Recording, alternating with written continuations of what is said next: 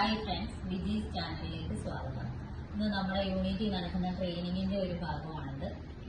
ബിരിയാണിക്കൊക്കെ വളരെ ടേസ്റ്റി ആയിട്ടുള്ള ഈന്തപ്പഴം നാരങ്ങ അച്ചാർ ഇവിടെ ചെയ്യാൻ പോവാണ്. നമ്മുടെ കുട്ടികൾക്ക് ഈന്തപ്പഴം നാരങ്ങ പറഞ്ഞു കൊടുക്കുകയാണ്. വളരെ ടേസ്റ്റി ആയിട്ടുള്ള ഒരു അച്ചാറാണ്. നമുക്ക് തുടങ്ങാം. ആദ്യം നമ്മൾ ഉള്ളി അടുപ്പി വെച്ചിട്ടുണ്ട്. ഇനി കടുകല്ല, ഉലുവ ഒന്ന് പൊട്ടിക്കുക.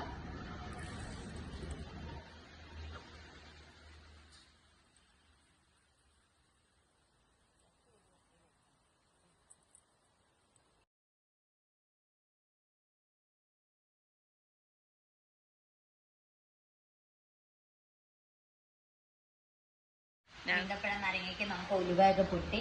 ഇനി നമുക്ക് ഇതിലേക്ക് ഇഞ്ചി വെളുത്തുള്ളി ഒന്ന് വാട്ടിയെടുക്കാം.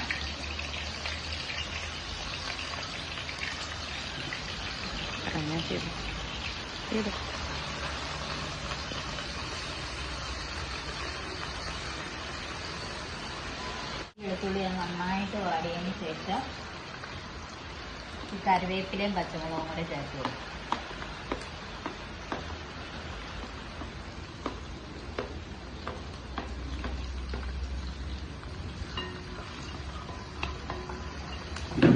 പെട്ടെന്ന് വാടി കിട്ടാൻ വേണ്ടി ഇതിലേക്ക് കുറച്ച് മഞ്ഞൾപ്പൊടി, ഒരു 1/2 ടീസ്പൂൺ മഞ്ഞൾപ്പൊടി, ഉപ്പും കൂടെ ചേർത്ത് കൊടുക്കും.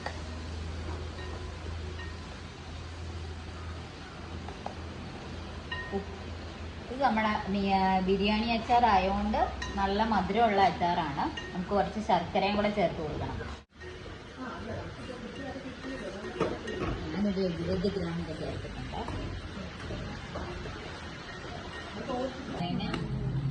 ഇതെന്താ നാരങ്ങ? ഓരോ വലിയ നാരങ്ങയില്ലേ, ഇതൊക്കെയാണ്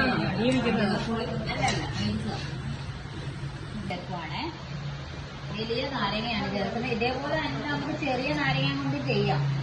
പക്ഷെ അത് നമ്മൾ പുഴുങ്ങിയെടുത്ത് അരിഞ്ഞതിന് ശേഷമാണ് ചെയ്യുക. വലിയ നാരങ്ങ ആകുമ്പോൾ ഇങ്ങനെ തന്നെ ഇട്ട് നന്നായിട്ട് വഴറ്റിയെടുക്കും. കടുക് പൊടി, അച്ചാർ പൊടി നമുക്ക് ചേർക്കാം.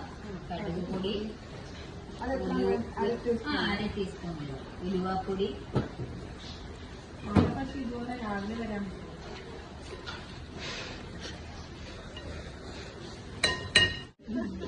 ഉലുവാപ്പൊടി, കായപ്പൊടി, കടുക് പൊടി, മഞ്ഞപ്പൊടി നമ്മൾ ആദ്യമേ ചേർക്കും.